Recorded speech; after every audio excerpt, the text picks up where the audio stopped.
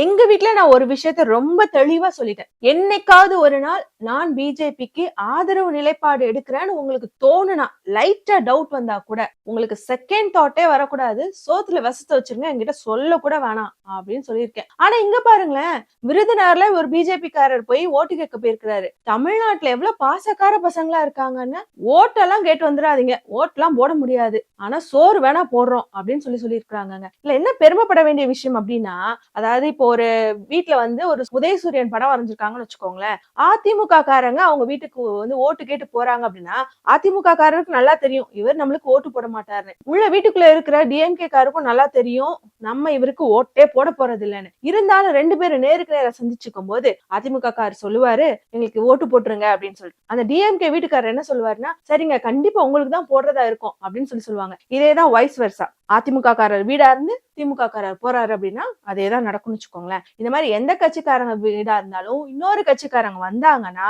ஆக்சுவலா இது வரைக்கும் தமிழ்நாட்டுல சரிங்க ஓட்டு போடுறேன் அப்படின்னு ஒரு பேச்சுக்காவது சொல்லுவாங்க. ஆனா இங்க பாருங்களேன், மூஞ்சில அடிச்சாப்ல ஓட்டெல்லாம் போட முடியாது, வேணா சோறு வேணா வைக்கிறேன் அப்படின்னு இருக்காங்க. சமீப காலமாவே நீங்க பாத்தீங்க அப்படின்னா தெருநாய்ங்க சொறி நாய்ங்க குழந்தைங்களை கடிச்சு கொதறத நீங்க பார்க்க முடியும். வயசானவங்கள போறவங்கள வரவங்க எல்லாம் கடிக்குது. மிக முக்கியமா வந்து குழந்தைங்க நிறைய இறந்து போறதை நீங்க பார்க்க முடியும். அப்போ வந்து ஒரு தரப்பினர் என்ன சொல்றாங்க அப்படின்னா, அந்த வெறிநாய் சொறி நாய்க்கெல்லாம் சோத்த வைக்காதீங்க, சோத்த தின்னு போட்டு அது வந்து இனப்பெருக்கம் செஞ்சுட்டு இது மாதிரி எல்லாம் பண்ணிட்டு திரியுதுங்க, ஒரே நாய்கள் தொல்லையா இருக்கு அப்படின்னு சொல்லி ஒரு சிலர் சொல்றாங்க. இன்னொரு தரப்பினர் என்ன சொல்றாங்க அப்படின்னா, சோத்த தின்னா அது கம்முன்னு கிடக்குங்க, இல்லாட்டினா அது நான் கடிச்சு வச்சிரும் அப்படின்னு சொல்றாங்க. ஆனா சமீபத்துல 2 நாள் இல்ல 1 நாளைக்கு முன்னாடிதான் ஒரு பக்கத்து வீட்டு நாய அந்த சின்ன குழந்தைதான் அது வந்து பிஸ்கட் வாங்கி போட்டு விளையாடிட்டு இருக்கும் போது பயங்கரமா அது கடிச்சு கொதறிடுச்சு. இப்படி நான் சொல்லிட்டு இருக்கும் போதே சாப்பாடு வெறி நாயி சொறி நாயி அப்படின்னு சொல்லிட்டு இருக்கும் போது உங்களுக்கு டெல்லியில கோவிலுக்குள்ள ஆஷிபா பாப்பாவை கூட்டா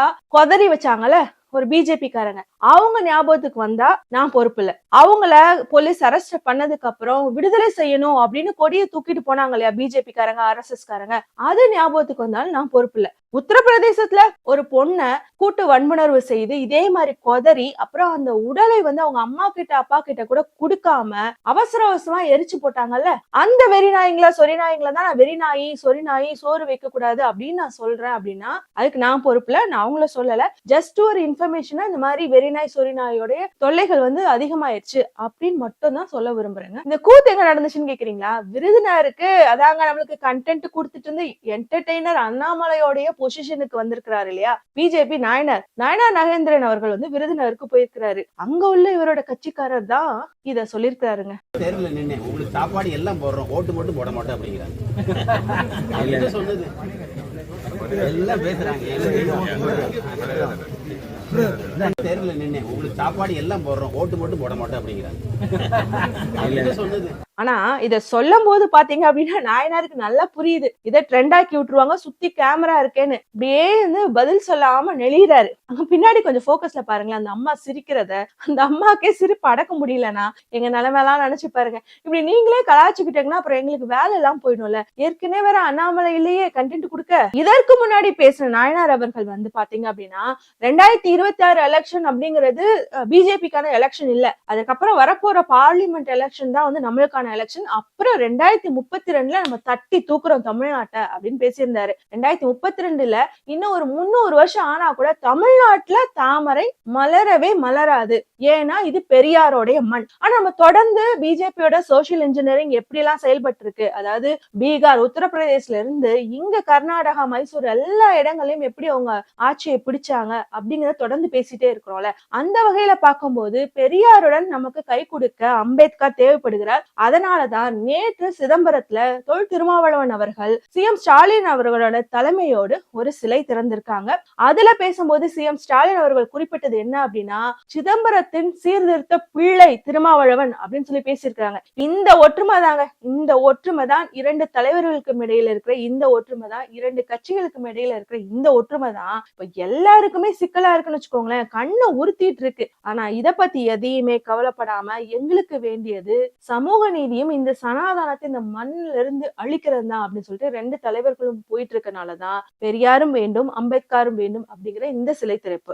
இந்த ஒத்துமையை குலைக்கிறதுக்காக தான் வந்து பாத்தீங்க அப்படின்னா ஒரு பக்கம் வந்து பிரித்தாளும் சூழ்ச்சியாக சீமானை இறக்கி விட்டு தெலுங்கர், திராவிடர், தமிழர்கள் வேற அப்படின்னு பிரிச்சுட்டு தமிழருக்கு நான் தான் அத்தாரிட்டி அப்படின்னு சொல்லிட்டு வளர்த்து விடுறது. இன்னொரு பக்கம் பாத்தீங்க அப்படின்னா பறையர்களுக்கு நான் தான் அத்தாரிட்டி அப்படின்னு சொல்லிட்டு எங்க இருந்தோ எவனையோ கூட்டிட்டு வந்து அதாங்க அந்த ஏர்போர்ட் டேஷ் அப்படிங்கிற ஒருத்தனை அவனை வந்து பிஜேபி வளர்த்து எடுத்துட்டு இருக்குது. அப்புறம் இந்த சைடு பாத்தீங்க அப்படின்னா பூவையார் அவர்களை வந்து பிஜேபிக்குள்ள இணைச்சுக்கிட்டு அதிமுக சின்னத்திலே நிக்க வச்சு அவருக்கான அடையாளத்தை சுத்தமா அழிச்சிட்டு அவரையும் வளர்த்தெடுக்கிற மாதிரி காமிச்சுக்கிறது. இவங்க எல்லாம் வளர்ந்துட்டு இருக்காங்கன்னு நினைச்சிட்டு இருக்காங்க. இவங்களோட கட்சிகள் எல்லாம் ஒண்ணு இல்லாம ஆயிடும். அதுதான் பிஜேபியோட சோசியல் இன்ஜினியரிங். இத பத்தி நீங்க தெளிவா புரிஞ்சுக்கணும் அப்படின்னா நம்ம நிறைய வீடியோஸ்ல பேசியிருந்தாலும் ராம்கே நாம் அப்படிங்கிற டாக்குமெண்ட்ரியும் ஜெய் பீம் அப்படிங்கிற டாக்குமெண்ட்ரியும் நீங்க வந்து யூடியூப்ல தேடி பாருங்க. அப்படி இல்லாட்டினாலும் கடவுளின் பெயரில் ராம்கே நாம் அப்படின்னு நம்மளே வந்து பேசியிருக்கோம். அதை வேணாலும் நீங்க பாருங்க. பிஜேபியோடைய செயல்பாடுகள் மூலமும் செயல் திட்டத்து மூலமும்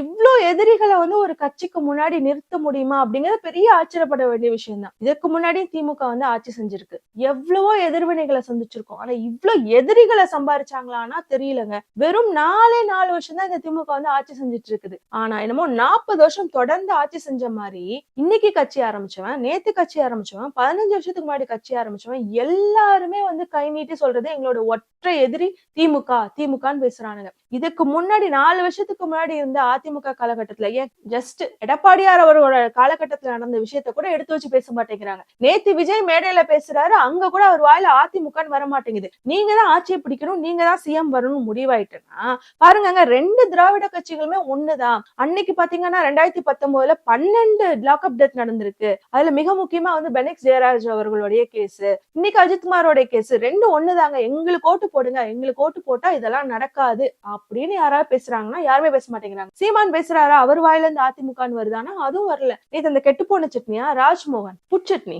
அந்த கெட்டுப்போன சட்னியோட வாயில இருந்து கூட ஒரு வார்த்தை அதிமுகன்னு வர மாட்டேங்குங்க. சுத்தி முறுக்கு சுடுறாரே தவிர அவரோட வாயில இருந்து வர்றதுமே திமுக தான். எக்ஸ் தளத்துல எடுத்துக்கிட்டீங்கன்னா நீலப்பனாவா இருக்கட்டும், பாரஞ்சித் மாதிரியான ஆட்களா இருக்கட்டும், ஈழத்துல இருந்து சீமான சப்போர்ட் பண்ற ஓட்டரசியலுக்கு கொஞ்சம் கூட சம்பந்தம் இல்லாதவங்க எதுக்கு தமிழ்நாட்டு அரசியல தலையிட்டுட்டு நம்மளோட பிள்ளைங்களே ஈழத்துல வந்து கஷ்டப்பட்டுட்டு தான் இருக்குங்க. இந்த சீமானுக்கு வந்து புதுசா 4வது 6 லட்சத்துக்கு 60 லட்சத்துக்கு காரு வாங்கி தரதுக்கு பதிலா நம்ம அங்க இருக்க பிள்ளைங்களுக்கு ஏதாவது வழியில வந்து பணத்தை அனுப்ப முடியுமான்னு யோசிப்போம் அப்படின்னு கூட இல்லாம அவங்க செட் பண்ற நரேஷனும் திமுகக்கு எதிராக தான் இருக்கு. சரி, மீடியான்னு எடுத்துக்கிட்டீங்கன்னா சவுக்கு மீடியா இருக்கட்டும், இல்லாட்டினா நம்ம சாட்டை முருகனா இருக்கட்டும், எல்லாருமே திமுகக்கு எதிராக தான். ஜேர்னலிஸ்டா எடுத்துக்கிட்டா புதிய தலைமுறையா இருக்கட்டும், தினத்தந்தியா இருக்கட்டும், தினமலரா இருக்கட்டும், ஏன் கழுத்து வரைக்கும் பட்டன் போட்டிருக்க மணியா இருக்கட்டும், எல்லாருமே திமுகக்கு எதிராக தான். சோ சுத்து போட்டு அடிச்சிட்டு இருக்காங்க. இதுதான் பிஜேபியோட சோசியல் இன்ஜினியரிங். இவங்களுக்கு இதுதாங்க பிஜேபி எல்லாருக்குமே கொடுத்திருக்க நரேஷன். இந்த நரேஷன் படிதான் எவனுமே அதிமுக அப்படின்னு பேசாம திமுக எதிர்ப்பை மட்டுமே பேசிட்டு இருக்கதான் நாக்பூர் அஜெண்டா நரேஷன். ஏங்க, பிஜேபி ஒரு மாநிலத்தை பிடிக்கணும்னா வேற செயல் திட்டம் செஞ்சுட்டு போயிடலாமே, எதுக்கு இத்தனை வாய்களை வந்து வாடகைக்கு எடுக்கணும், இத்தனை கட்சிகளை வந்து விலை பேசணும், இதெல்லாம் தேவையில்லாத செலவு தானே அப்படின்னு நீங்க நினைக்கலாம். அவங்க வேற சில செயல் திட்டங்களையும் எல்லா மாநிலங்களையும் செயல்படுத்தி பார்த்திருப்பாங்க. எந்த செயல் திட்டத்துக்கு அது வந்து உடையுதோ அந்த மாநிலம் அங்க அந்த இதை வந்து ஸ்ட்ராங்கா பிடிச்சிட்டு திரும்ப செஞ்சு அந்த இடத்துல வந்து ஆட்சிக்கு வந்துருவாங்க. உத்தரப்பிரதேசத்தை நீங்க உதாரணத்துக்கு எடுத்துக்கிட்டீங்க அப்படின்னா இன்னைக்கு தாங்க யோகி ஆதித்யநாத், மோடி அவங்க எல்லாம் பிஜேபி, உத்தரப்பிரதேசம் அப்படின்னாலே உங்களுக்கு பிஜேபி ஞாபகத்துக்கு வருது. ஒரு காலகட்டத்துல அவங்களால கால் ஊன்றவே முடியல. அப்ப அவங்க கையில எடுத்ததுதான் வந்து அயோத்தி ராம டெம்பிள் அப்படிங்கிற இந்த மத அரசியல். இதே மாதிரிதான் கொஞ்சமா பீகார், அதுக்கப்புறம் கர்நாடகா வரைக்குமே வந்து இதையேதான் செயல்படுத்திட்டே வந்திருப்பாங்க. ஒண்ணு மத அரசியல கையில எடுப்பாங்க, இல்லாட்டினா சாதி அரசியல கையில எடுப்பாங்க. இங்க தமிழ்நாட்டை பொறுத்த வரைக்கும் அது ரெண்டுமே ஒர்க் அவுட் ஆகல.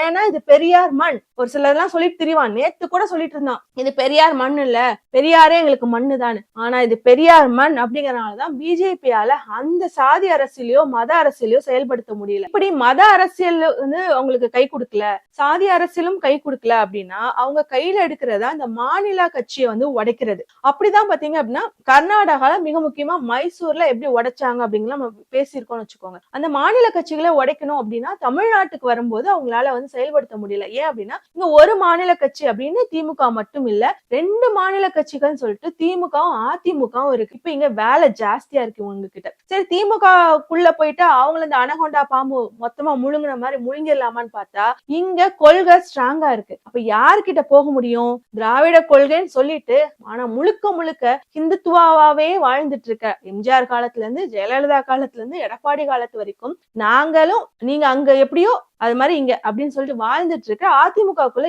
ஈஸியா ஜெல்லாக முடியுது பிஜேபியால. அப்படி ஜெல்லாகிதான் அவங்களும் கொஞ்சம் கொஞ்சமா முழுங்கிட்டு இருக்காங்க. இப்ப முழுங்கிட்டாங்கன்னு வச்சுக்கோங்களேன், என்ன ஆயிடும், பிஜேபி தான் 2வது பெரிய கட்சியா தமிழ்நாட்டுக்குள்ள வளர்ந்து நிக்கும். அப்படி வளர்ந்து நின்னா கூட திமுகவை விழுங்குறது, அதாவது கர்நாடகால செஞ்ச மாதிரி இங்க ஈஸியா செய்ய முடியாது. கர்நாடகாவிலே கிட்டத்தட்ட 14 வருஷத்துக்கு மேல ஆச்சு. இங்கெல்லாம் 300 வருஷம் ஆனாலும் இங்க கொஞ்சம் கஷ்டம்.